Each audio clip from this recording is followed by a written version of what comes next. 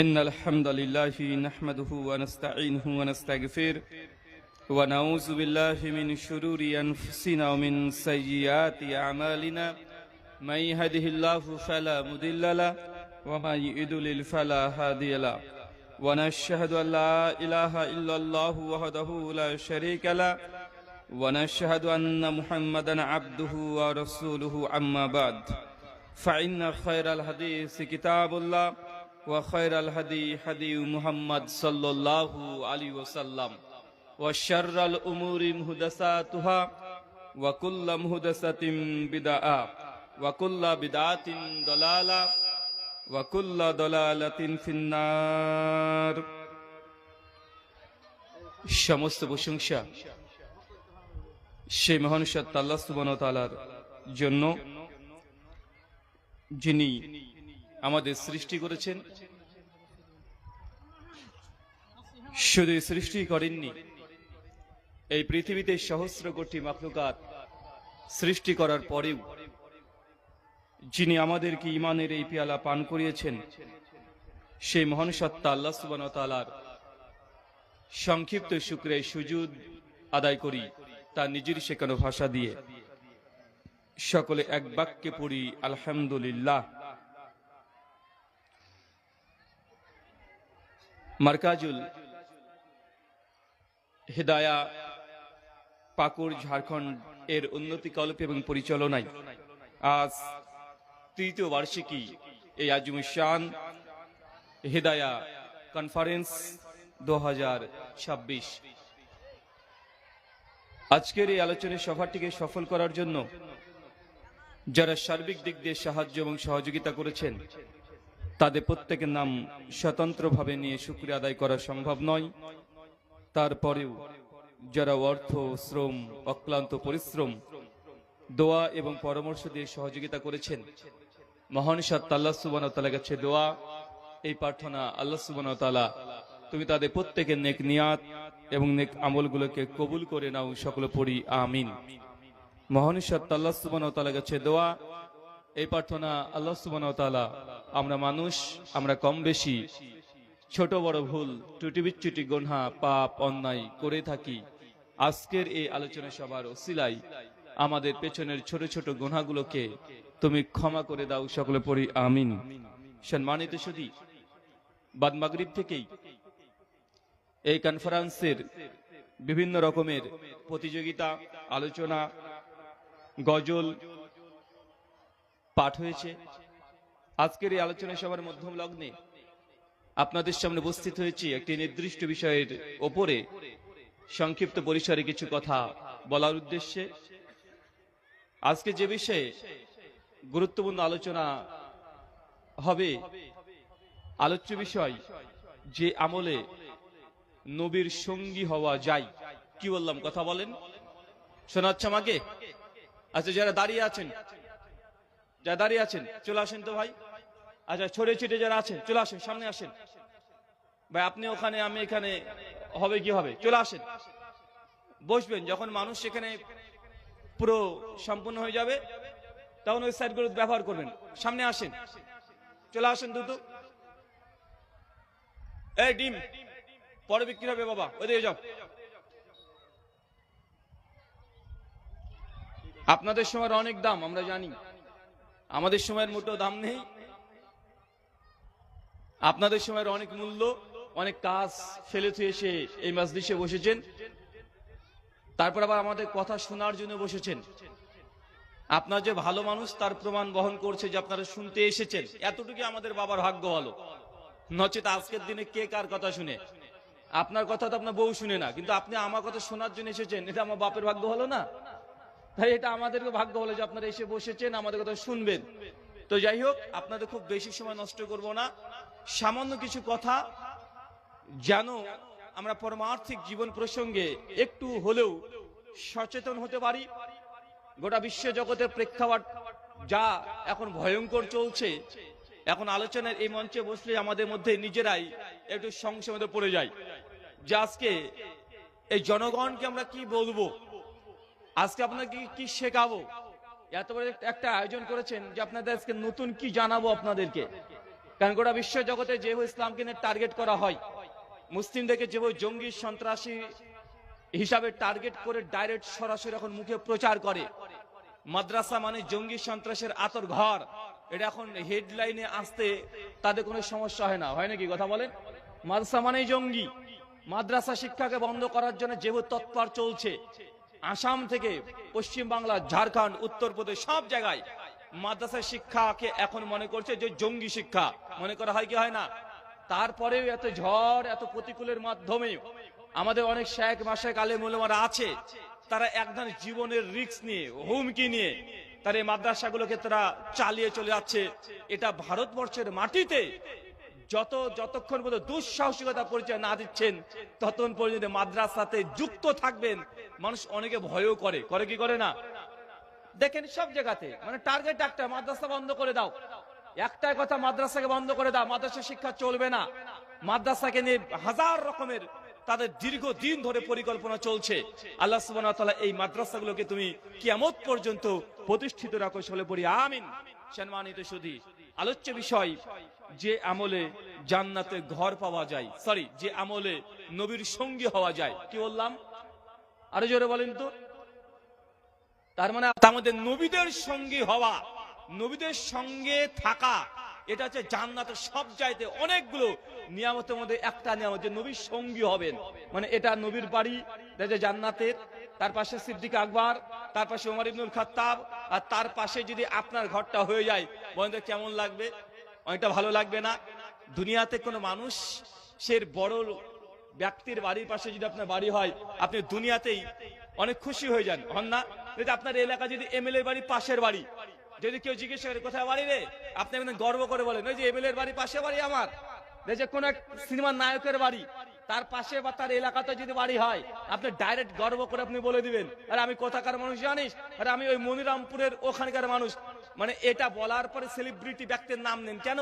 কারণ ওই ব্যক্তি সেলিব্রিটি, এই জন্য আপনিও তাকে নিয়ে গর্ববোধ করেন, করেন কি করেন না? ঠিক একই ভাবে যখন জান্নাতে আমরা প্রবেশ করব, জান্নাতের অনেকগুলো ক্লাসিফিকেশন ভাগ আছে। জান্নাতের প্রায় 8টা দরজা আছে। এক একজন মানুষ এক এক রকমের ইবাদত করলে সেই দরজাতে প্রবেশ করবে। আর এমন কিছু মানুষ আছে যে জান্নাত যাওয়ার পরে আল্লাহ সুবহানাহু ওয়া তাআলা নবীর সঙ্গী হিসাবে, প্রতিবেশী হিসাবে তাকে দেবেন। আমরা চাই তো ইনশাআল্লাহ? নবীর সঙ্গী হতে কে কে চাই? একটু হাত তুলি তো। মাশাআল্লাহ, আল্লাহ তুমি কবুল করে না, আমিন। আচ্ছা বলেন তো, আমরা এই যে মানুষ, গোটা বিশ্ব জগতে 800 কোটি মানুষ আছি আমরা, আর এই 800 কোটি মানুষের মধ্যে প্রায় 180 কোটি মুসলমান এখন এট এ টাইম আছি। 100 কত কোটি? 180 কোটি। বলেন তো ভাইজান, নবীকে আপনারা কখনো দুই চোখ দিয়ে দেখেছেন? কেউ দেখেছেন নবীকে? তারপর নবীকে বিশ্বাস করেন কি করেন না? নবীকে আমরা না দেখেই, এই চোখ দ্বারা তাকে আমরা দেখি নাই, আল্লাহকে তো দেখি নাই, নবীকেও তাকে আমরা দুই চোখ দিয়ে দেখার সৌভাগ্য হয়নি। তার কণ্ঠস্বর আমরা কেউ শুনেছি? তার কণ্ঠস্বর কেমন ছিল? তার বক্তব্য 2 মিনিট 1 মিনিট 1 সেকেন্ড আমরা শুনেছি। মানে তার কণ্ঠস্বর না শুনেও তাকে আমরা বিশ্বাস করি কি করি না? আমরা এমন নবীকে বিশ্বাস করি, এমন নবীর আমরা আনুগত্য অনুসরণ করি, যাকে জীবনের চাইতেও বেশি ভালোবাসি। তার নাম মুহাম্মদ রাসূলুল্লাহ সাল্লাল্লাহু আলাইহি সাল্লাম, যাকে না দেখেই আমরা ভালোবাসি। তার বাড়ির দূরত্ব চাইতে আমাদের বাড়ির দূরত্ব প্রায় 10,000 কিলোমিটার। কত কিলোমিটার? কোথায় মক্কা, কোথায় মদিনা, চিন্তা করতে পারছেন? কোথায় মক্কার, কোথায় মদিনা? আজকে মাদ্রাসা চলছে কিসের জন্য? কিসের জন্য? মুহাম্মদ সাল্লাল্লাহু আলাইহি সাল্লাম তিনি যে কোরআন নিয়ে এসেছে, আর তাকে বিশ্বাস করে, মানে তো কোরআনকে আমরা বিশ্বাস করি। মাঝখানে যদি নবী মুহাম্মদকে বাদ দিয়ে দেন, বা ইসলামের কোন অস্তিত্ব থাকবে? আর কোন অস্তিত্ব থাকে না। মানে নবীকে বিশ্বাস করাটাই, মতে ইসলামকে বিশ্বাস করাটা। কেউ যদি নবীকে মিথ্যুক বলে দেয়, তো ভাই বলেন তো কোরআনের সত্যতা প্রমাণ করা সম্ভব? তাহলে ইসলামের গোটা ভিত নির্ভর করছে এটা মুহাম্মদ সাল্লাল্লাহু আলাইহি সাল্লামের জাত দ্বারা, তার কথা দ্বারা, তার আমল দ্বারা। কিন্তু সেই মানুষটাকে 1500 বছর আগে তিনি আজ থেকে দুনিয়াতে এসে চলেও গেছেন, আর আমরা 1500 বছর পরে তাকে না দেখে বিশ্বাস করছি। আর আমাদের ভেতর আল্লাহ সুবহানাহু ওয়া তাআলা এমন ঈমান দিয়ে দিয়েছে যে নবীর বিরুদ্ধে কেউ যদি একটা কথা বলে, মুসলমানের রক্ত সহ্য করতে পারে না। আপনাকে যদি, আপনার বাপকে যদি কেউ গাল দেয়, মুসলমান সহ্য করে নিতে পারে, পারেন না ভাইজান? রাগ হয়, কন্ট্রোল করতে পারি। যদি আপনার মায়ের বিরুদ্ধে কেউ বাজে কথা বলে দেয়, প্রচন্ড রাগ হবে, কিন্তু কন্ট্রোল করে নিতে পারবেন। কিন্তু কেউ যে নবীর বিরুদ্ধে একটা বাজে কথা বলে দেয়, মুসলমান সহ্য করতে পারে? মুসলমান সহ্য করতে পারে না। তার ভেতরে জ্বালাপোড়ন শুরু হয়ে যায়, হৃদয় থেকে রক্তক্ষরণ শুরু হয়ে যায়। ওই যে আজ থেকে 3-4 বছর আগে নুপুর শর্মা জাস্ট একটা কথা বলেছিল, ওরা ভারতবর্ষ মুসলমান যতই তারা নির্যাতিত হোক না কেন, যতই তারা সংখ্যালঘু হোক না কেন, নবীর বিরুদ্ধে যখন একবার কথা বলেছে ওরা ভারতের মুসলমান, তারা এক ঝাঁপ দিয়ে লাভ দিয়ে নেমেছে কি নামে নাই? তা নেমে পড়েছে কেন? মানে আমরা এমন নবীকে বিশ্বাস করি যাকে না দেখে বিশ্বাস। তার মানে আপনাকে এই জিনিসটা বোঝানোর চেষ্টা করছি, একজন মানুষকে না দেখে ভালোবাসা যায়, একজন ব্যক্তির কণ্ঠস্বর না শুনে ভালোবাসা যায়। কিন্তু দুনিয়াতে আমরা মানুষ অনেকেই আছি, দুনিয়াতে আপনি যদি কাউকে ভালোবাসেন দেখবেন হয় তার চেহারার প্রেমে পড়েছেন আপনি, বা তার কণ্ঠস্বরে প্রেমে পড়েছেন, বা আপনি কাউকে ভালোবাসছেন বা কারোর সঙ্গে বন্ধুত্ব করছেন তার টাকার জন্য, হতো সে অনেক ধনী অনেক কোটিপতি, তার সঙ্গে বন্ধুত্ব করলে তার সঙ্গে সম্পর্ক করলে আপনি একটু সহযোগিতা পাবেন। আমরা এগুলো নিয়েই দুনিয়াতে বন্ধুত্ব করি, করি কি করি না? আচ্ছা, আপনি যে গার্লফ্রেন্ডকে ভালোবাসেন, যুবকদেরকে বলছি, বা আপনি যে আপনার স্ত্রীকে ভালোবাসছেন, কেন বাসছেন? কারণ তার চেহারাতে পাগল হয়ে গেছেন আপনি আগেই। যখন বিয়ে করবেন বা প্রেমে পড়ে গেছেন, কি দেখে প্রেমে পড়েছেন? মানে তার চেহারাটা সৌন্দর্য দেখে। তার মানে মানুষ দুনিয়াতে কারো প্রেমে পড়ে বা ভালোবাসে বা বন্ধুত্ব স্থাপন করে বাহ্যিক দিক থেকে, তাকে সৌন্দর্য, তার সৌন্দর্যে মুগ্ধ হয়ে গেলেই আমরা তার প্রেমে পড়ে যাই, যাই কি যাই না? অথবা দেখবেন অনেক সময়তে দেখতে সুন্দর না, তার কণ্ঠস্বর এত সুন্দর যে তার কণ্ঠ শুনেই মানুষ পাগল হয়ে যায়, হয় কি হয় না? ওই যে যতগুলো গায়ক আছে, গায়করা দেখতে কেমন ডাজ নট ম্যাটার, এটা ম্যাটার করে না। কিন্তু কোন গায়কের যদি কণ্ঠ এত সুন্দর হয়, তার গান শুনতেই ভালো লাগে, আপনি রাত্রিবেলায় তার গান না শুনলে আপনার ভালো লাগে না, ভাই এমন আছে না নাই? তার মানে তার কণ্ঠস্বর আপনাকে পাগল করে দিয়েছে, তার কণ্ঠস্বরে আপনি প্রেমে পড়ে গেছেন। সে দেখতে যেমনই হোক না কেন, তার কণ্ঠর কারণেই তাকে আপনি ভালোবাসছেন। আর অনেক মানুষ আছে টাকা পয়সার জন্য বন্ধুত্ব করে, করে কি করে না?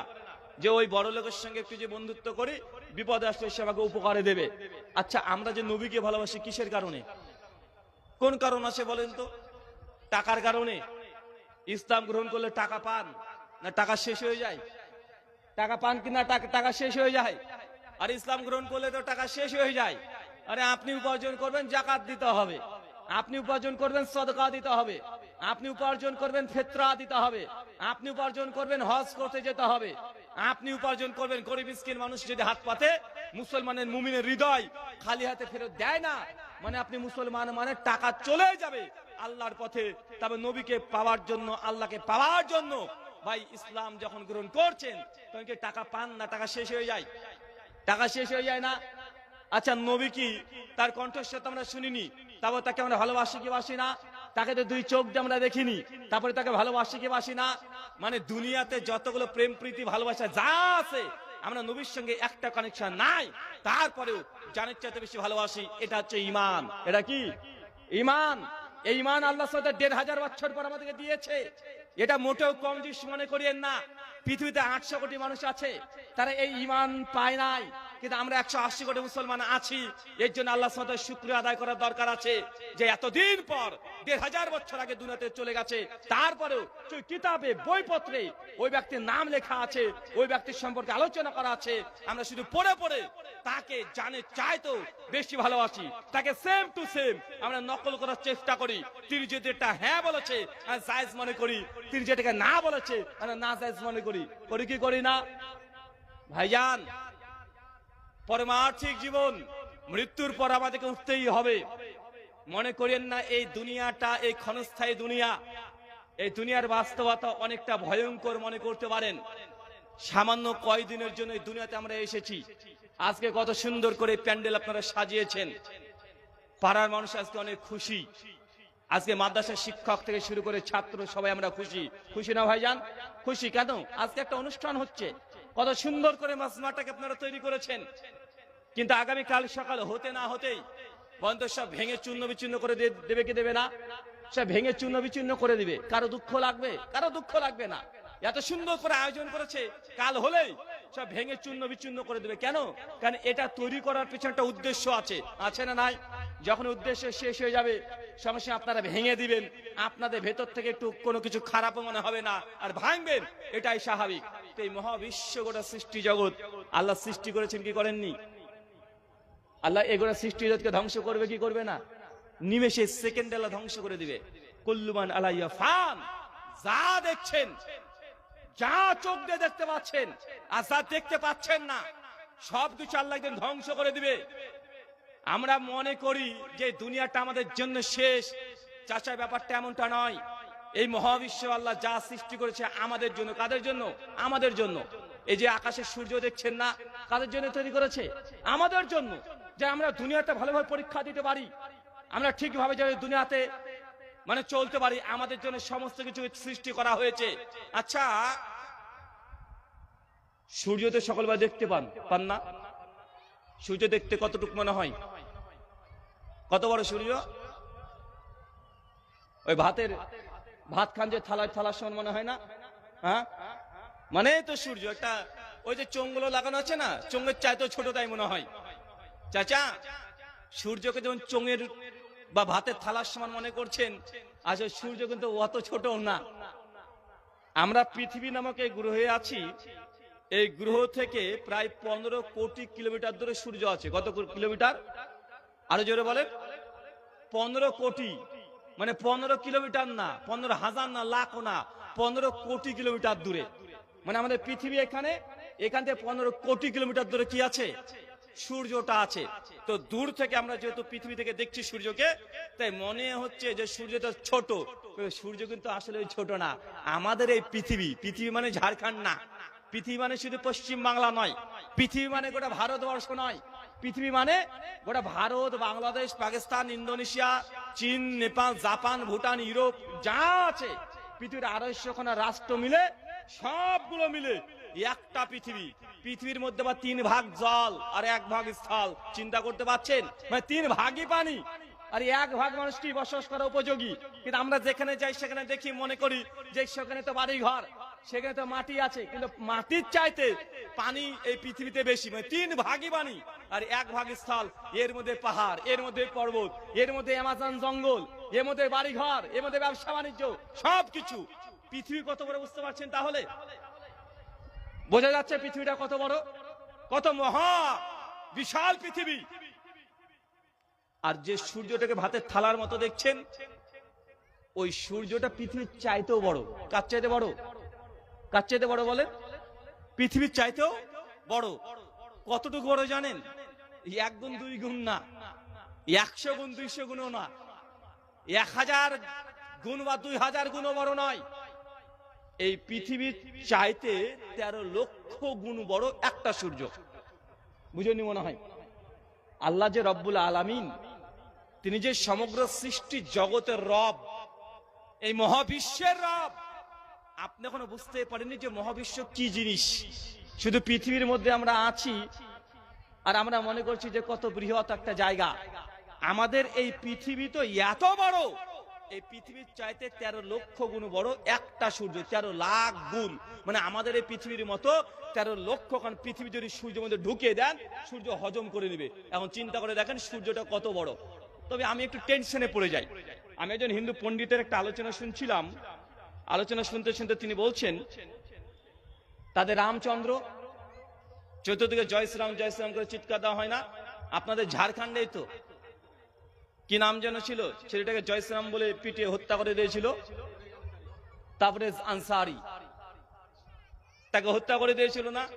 তো রামচরিত মানুষে থেকে পাঠ করছে একজন ভাগবত পাঠক। উনি বলছেন এইভাবে,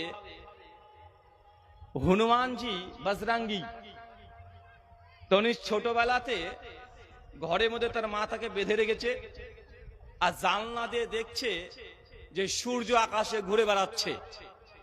তখন ওর পেয়েছে খিদা, আর ও ছুটতে ছুটতে গিয়ে সূর্যটাকে ধরে খেয়ে নিয়েছে। কে খেয়ে নিয়েছে বলেন তো? কে খেয়েছে? হনুমান, বাদরের বাচ্চা। ও নাকি গোটা সূর্যটাকে খেয়ে নিয়েছে। তা আমার ভাই সাদা মানে কাদা নাই। আমি তখন ভাবছি, যখন এই ঘটনা পড়ছি আর তাদের মুখ থেকে শুনি যে হনুমান বাদর নাকি ওই সূর্যকে খেয়ে নিয়েছে, তো সূর্য হচ্ছে আমাদের এই গোটা পৃথিবীর চাইতেও 13 লক্ষ গুণ বড়। তো বান্দরের বাচ্চা খেলেও কি হবে ভাই বলেন তো? একটা চায়ের কাপে হাতে ঢুকাতে পারবেন? কেউ যদি বলে যে একটা চায়ের কাপে হাতে ডুব খেলছিল, বা বিশ্বাস করবেন? তো একটা যদি এই যে হনুমানের বাচ্চা, ও নাকি 13 লক্ষ গুণ সূর্যকে খেয়ে আবার হজম করেছে, চিন্তা করেন। তা আমি আবার একটু ভাবলাম, আচ্ছা ধরে নিলাম সূর্যটাকে না এনে হনুমানজি খেয়েছে, তো কিন্তু আকাশে আপনার সূর্য দেখা যায় কি যায় না? যায়। তো সূর্যটা বের হয়েছে কোন দিক দিয়ে? খেলো মুখ দিয়ে, বের হয়েছে কোন দিক দিয়ে? তো বের হওয়া এটা কোনো রামায়ণও পাওয়া যায় না, আর কোন স্কলার আলোচনাও করে না। মানে আপনি আপনাকে এতটুকু বোঝানোর চেষ্টা করছি ভাইজান, এই মহাবিশ্ব শুধু পৃথিবীর সূর্য না, পৃথিবীর চাইতে যে 13 লক্ষ গুণ একটা সূর্য বড় হয়, শুধু আমাদের ফার্স্ট সোলার সিস্টেমে এই গ্যালাক্সিতে কমপক্ষে সূর্যের মতো ছোট বড় কমপক্ষে 2 কোটি আরো গ্রহ নক্ষত্র আছে। সরি, 200 কোটি। চিন্তা করতে পারছেন কত কোটি? প্রায় 2 বিলিয়ন। 200 কোটি। আর পৃথিবীর চাইতে বড়, সূর্যের চাইতে বড় ছোট 200 কোটি। এতগুলো গ্রহ দিয়ে আমাদের একটা গ্যালাক্সি তৈরি হয়েছে, যে গ্যালাক্সিতে আমি আপনি থাকি। এটার নাম হচ্ছে মিল্কি ওয়ে। কি নাম? Milky way. এখন চিন্তা করেন তো মহাবিশ্ব কত বড়। আপনি মনে করছেন এখানে শেষ? না রে ভাই, এটা তো এক গ্যালাক্সিতে যদি 200 কোটি এই গ্রহ নক্ষত্র উপগ্রহ থাকে, সেরকম কতগুলো গ্যালাক্সি আছে আপনি জানেন? বিজ্ঞানী খোঁজই পায়নি কতগুলো আছে এখনো। কয়েকশো কোটি এতগুলো গ্যালাক্সি আছে। তো এতগুলো সৃষ্টি যে আল্লাহ করলেন, আল্লাহ সেকেন্ডের মধ্যে সব ধ্বংস করে দিবেন। আপনার যখন প্যান্ডেলকে ধ্বংস করে দেবেন, ভেঙে ফেলবেন, কেন? যখন কাজ শেষ প্যান্ডেল রাখবেন না। যখন আল্লাহ সুবহানাহু ওয়া তাআলা কিয়ামতকে সংগঠিত করতে চাইবেন, সবকিছু আল্লাহ ধ্বংস করে দিবেন, পুনরুত্থান করবেন। আমাকে আপনাকে প্রত্যেককেই আল্লাহর সামনে উঠতে হবেই হবে। তাই আপনাকে আমি বারবার এটা মনে করানোর চেষ্টা করছি, ভাইজান এই দুনিয়া হচ্ছে ক্ষণস্থায়ী। মাত্র 50-60 বছরের জন্য এই দুনিয়াতে এসেছেন, কিন্তু আপনাকে অনন্তকালের জন্য উঠতে হবে। অনেক মানুষের বারবার প্রশ্ন যে রুহুল আমিন ভাই, কিয়ামতের মাঠে আল্লাহ সুবহানাহু ওয়া তাআলা যে আমাদেরকে তুলবেন, তো অনেক মানুষ তো আমরা অনেক জায়গাতে আমরা চলে যাই। কোন মানুষ আকাশে উঠতে উঠতে বিমানে ক্র্যাশ করে মরে গেছে, কেউকে বাঘের পেটে খেয়ে নিয়েছে। তো এই মানুষগুলোকে আল্লাহ সুবহানাহু ওয়া তাআলা তুলবেন কিভাবে? বা অনেকের প্রশ্ন আছে না নাই? কারণ আমাদের মধ্যে ভুল ধারণা কি জানেন? আমরা মনে করি কবর মানে ওই বাঁশ বাগানে আছে, 3.5 হাত গর্ত করেছে, পুঁতে দিয়েছে, আমরা ওটাকে কবর মনে করি, তাই না ভাইজান? ওটা কবর আমরা বলি তাই, এটা আমাদের মুখের ভাষা, কবর আমরা বলি তাই। কবর জগৎ একটা আলাদা একটা অধ্যায়। মানুষের ধরেন কবর জগতে যখন যাবেন, তো ওটা সম্পূর্ণ আলাদা জগৎ, আমাদের দুনিয়াবি জগতের সঙ্গে কোনো কানেকশন নাই। একটা উদাহরণ দিলে বুঝতে পারবেন। আচ্ছা, আমরা সকলেই মায়ের পেটে ছিলাম তো নাকি? আচ্ছা, মায়ের পেটে ছিলেন না কেউ এখানে আছেন? একজন হাত তোলেন তো, কে ছিলেন না? মায়ের পেটে ছিলেন না 9 মাস 10 মাস? এমন কোন মানুষ আছেন? কেউ তো নাই। সকলেই। আরে 9 মাস 10 মাস মায়ের গর্ভে ছিলাম কি ছিলাম না? আচ্ছা, 10 মাস যে মায়ের গর্ভে ছিলেন, ও জীবিত ছিলেন না মরা ছিলেন? জীবিত না মরা? আর তাজা ছিলেন না আপনারা ওখানে? আচ্ছা, মানে খাওয়া দাওয়া করেছেন কি করেননি? খাওয়া দাওয়া লেগেছে তো নাকি? আচ্ছা, অক্সিজেন ছাড়া কি মানুষ জীবিত থাকতে পারে? আরে পারে না তো। পেটের মধ্যে তার মানে আপনি অক্সিজেন নিয়েছেন কি নাই? আর আপনার চোখ নাক কান হাত ব্রেন সব ছিল মায়ের পেটের মধ্যে। 10 মাস আপনি সময় অতিবাহিত করেছেন, কাটিয়েছেন। বলেন তো ওই সময়কার 1 সেকেন্ড আপনার মনে আছে? মনে করতে পারেন পেটের ভিতরে কি করতেন? 1 সেকেন্ড। 10 মাসের দরকার নাই, 1 ঘন্টাও দরকার নাই, 1 সেকেন্ড ওই স্মৃতিশক্তি আপনার মনে আছে? আরে ভাই, আমাদের মনে নেই। কারণ যখন দুনিয়াতে চলে এসেছেন, নারী কাটা পড়ে গেছে, ওই যে ওয়ার্ল্ড, এই যে ভেতরে একটা জগৎ, ওই জগতে ডিসকানেক্ট হয়ে গেছে। যখন আমরা এই দু জগতে চলে এসেছি, একটু পার এই জগৎ থেকে যখন মারা যাব, আমরা আর একটা জগতে আমরা উঠলাম। সেই জগতের নাম কি? বারজাখ। এটাকে বলে কবর জগৎ। কে কোথায় থাকলো এটা গুরুত্বপূর্ণ না। কে মাটির তলায় থাকলো, কে বাঘের পেটে থাকলো, কে পানির মধ্যে থাকলো, কে বিমানে উঠতে উঠতে ক্র্যাশ করে গেছে, তার কিছুই পাওয়া যায়নি। এটা কবর জগৎ। কবর জগৎ, এই সিস্টেমটার নাম হচ্ছে কবর জগৎ, ওই গর্তটার নাম।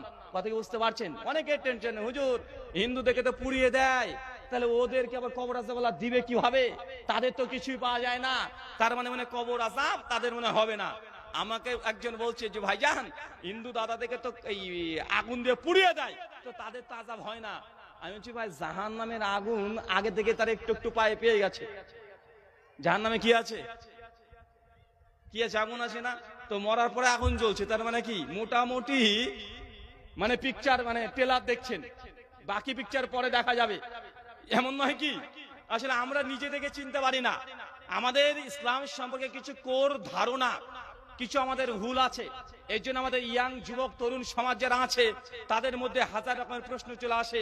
বিশেষ করে যখন আমরা জান্নাত জাহান্নাম কবরে আযাব নিয়ে আলোচনা করতে চাই, অনেক মানুষ আছে যারা এগুলোকে নিয়ে টেনশনে থাকে। আসলে মরার পরে যে জান্নাত আছে কে দেখে এসেছে? হুজুর তুমি দেখে এসেছো, এর কোনো প্রমাণ আছে? হুজুরদের কাজ শুধু জান্নাত জাহান্নাম নিয়ে কথা বলা, তার কোনো প্রমাণ নাই। ভাই বলে কি বলে না? বলে কি বলে না? শোনেন, এখনো মানুষ নিজে আপনি আপনাকেই চেনেন না। এখন আপনাদেরকে আমি একটা প্রশ্ন করি, উত্তর দেন তো সবাই মিলে।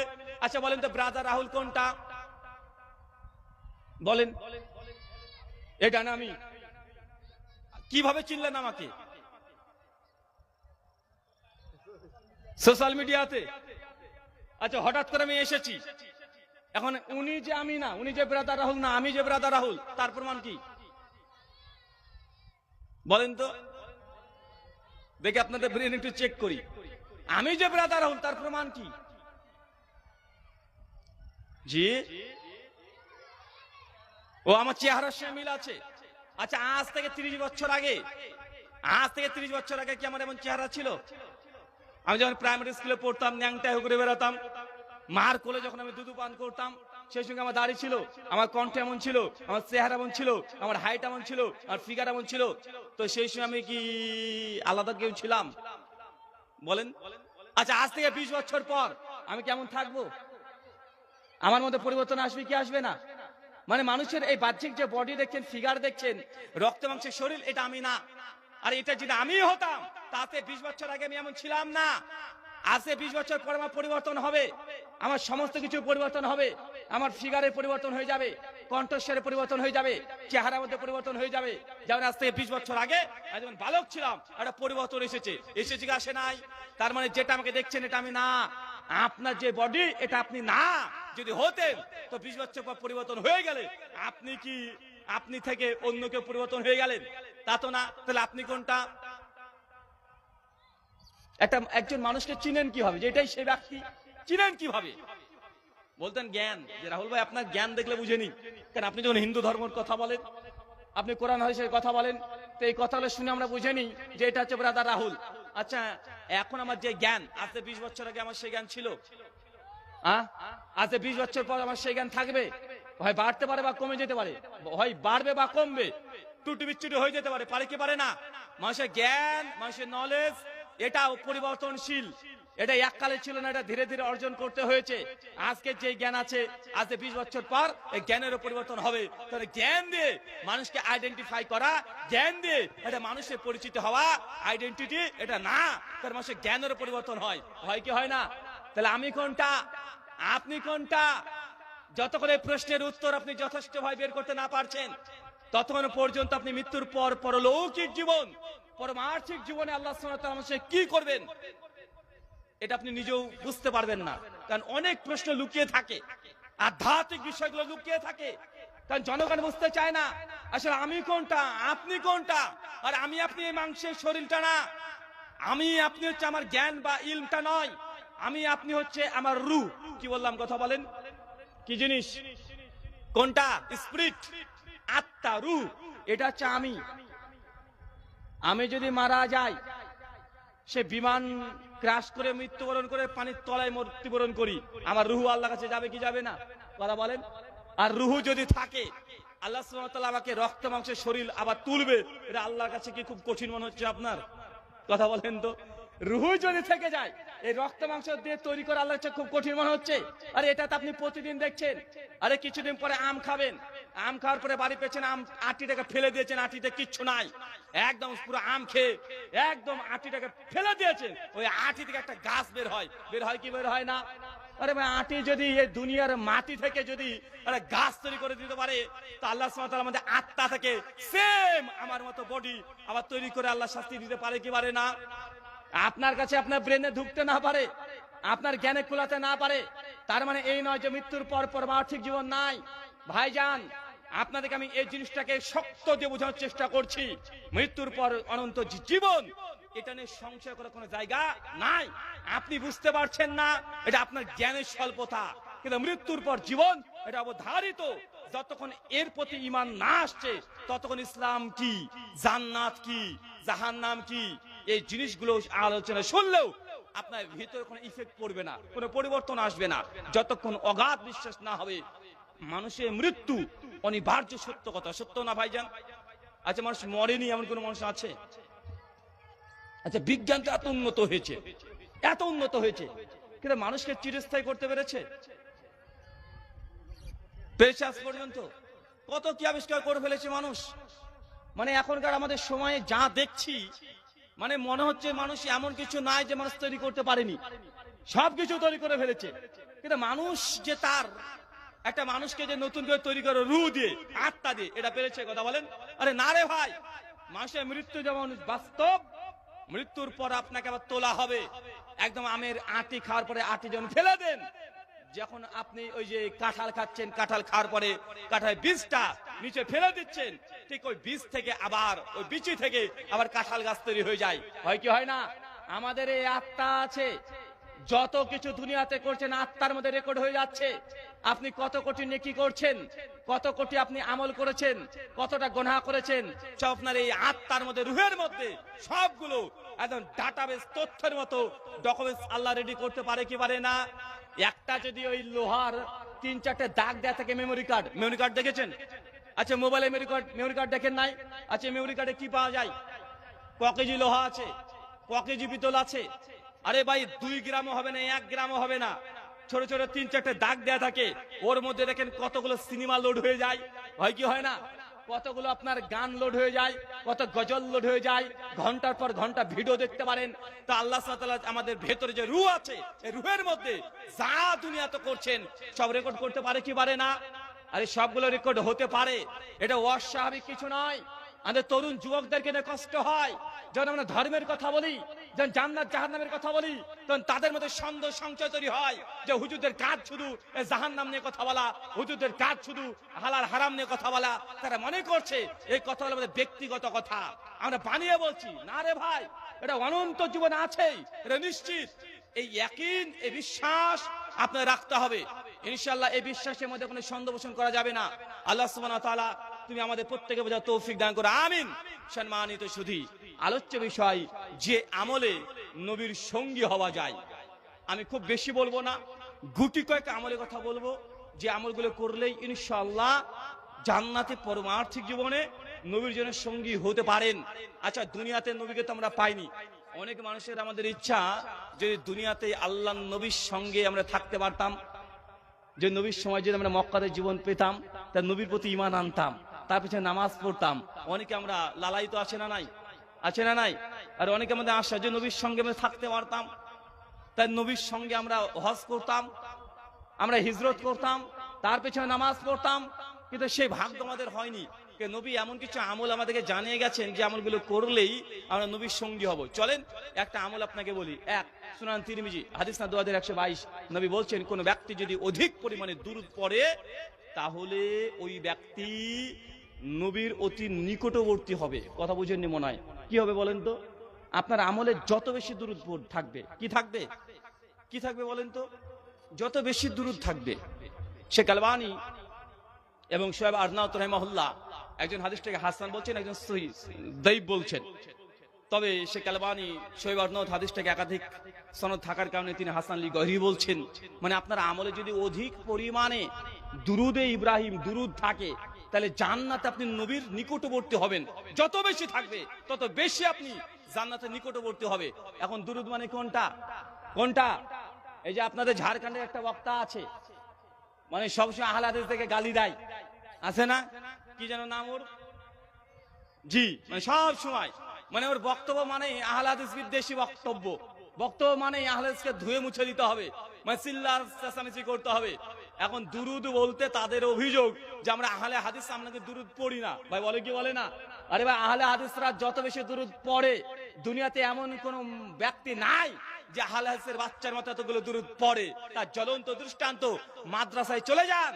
মাদ্রাসাতে আমাদের ছাত্ররা একদম নিচু ক্লাস থেকে তারা হাদিস পড়তে শুরু করে দেয়, পরে কি বলে না? আর যতবার হাদিস জিকরহাটি মাদ্রাসাতে এই জলসা, এটি একটি গুরুত্বপূর্ণ ধর্মীয় হবে, যেখানে অনেক বক্তা এবং উপস্থিতি থাকবে। আপনার অনুসন্ধান করা জিকরহাটি মাদ্রাসা জলসা 23 ও 24 জানুয়ারি দুবিসেতে, কারণ এই ইভেন্টটি ভবিষ্যতে।